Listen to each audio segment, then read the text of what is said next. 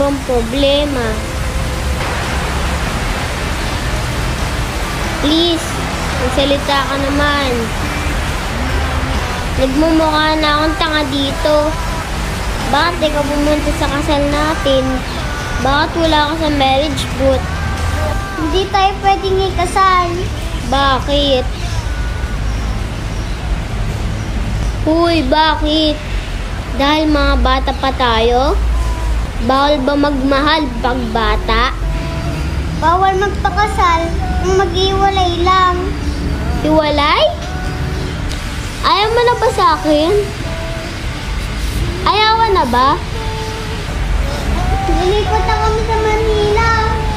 Doon na mag-uwi si Mama at Papa. Doon muna kami kay ate. Nasa-transfer na ako ng school. Next school year?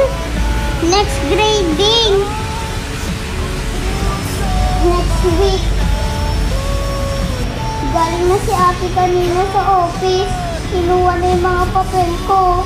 Paano yung papel mo sa buhay ko? Kasalanan mo to. Kasalanan ko? Oo, kasalanan mo. Bakit kasalanan ko? Ikaw yung aalis. Hindi lahat ng aalis gustong umalis. Paano ko naging kasalanan? Dahil napakarami mo sinayang na dyan.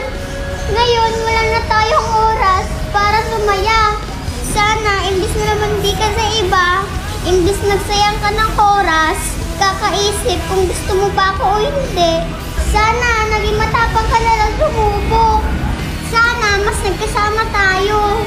Nasulit natin yung moment. O paano na tayo ngayon? LDR? LDR? Hindi ako naniniwala sa long distance relationship. Hindi ako naniniwala sa CSM. CSM? Crush sa malayo. Saan ka pala naniniwala? Ba't ka nagmumusuko agad? Ako? Kailan kita sinukuan? Sa atin dalawa, ako ba yung sumuko? Bakit di tayo magpakasal? Para kahit malayo tayo, hindi tayo pwede magkakrush sa iba. Nung kasama mo nga ako nakikita mo ako, pero tumitingin ka sa iba. Lalo na siguro pag wala ako. Tiwala lang. Lagi kong naririnig yan. Totoo ba yan? Tiwala? Anong ibig sabihin ng tiwala na yan? Tiwala. Tibay kahit wala. Wala ka sa tabi ko, wala ka sa paningin ko. Pero titibay tayo dahil tiwala tayo. Tiwala ako sa sarili ko, pero sa'yo, ano? Hindi ka pwedeng magmahal kung hindi ka nagtitiwala. mahirap magtiwala kung lagi ka na lang nasasaktan. Ang hirap magtiwala kung ang laging meron ka ay mga dahilan kung bakit dapat ka magduda. Huwag ka magtiwala dito. Diyan. Dahil minsan, hindi niya rin naiintindihan ang sarili niya.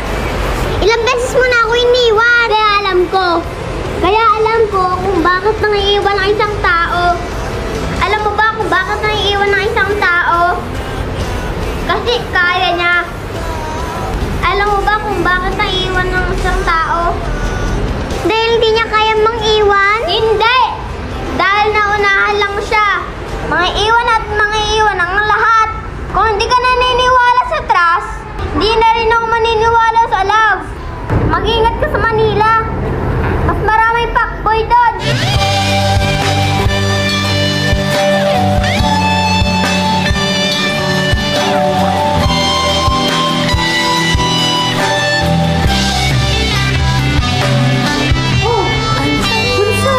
Naulanan ka ba? Hindi, te. Hindi to ulan. Luha to. Oo na. Tama ka. Iiyak ulit ako. Oh, tama ka. Masaya ka ba? Kasi ako ginawa ko yung tama pero hindi ako masaya eh. Di ba dapat kapag tama, masaya? Masaya? Kapag mali, malungkot, malingkot. Pero baliktad eh. Anong dapat kong gawin? Di ba wala? Ang kaya ko lang gawin ay umiyak. O bakit? Ano bang nangyari?